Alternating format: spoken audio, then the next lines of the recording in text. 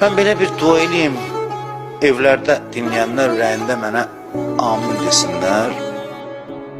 Allah yorğunluğumuzu din vasitəsilə aradan aparsın. Allah halsızlığımızı, əsəbiliyimizi, narahatlıqlarımızın hamısı dindarlığımızla qəlbimizdən çıxartsın, hamısını. Bu çox mühümdür.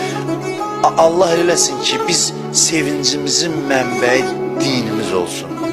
O mənada yox ki, sevincin mənbəyi din olanda adam ancaq namazdan ləzzət alacaq. Yox, sevincin mənbəyi din olanda adam hər şeydən daha çox ləzzət alır. لالا کن دختر زیبای شبنم لالا کن روی زانو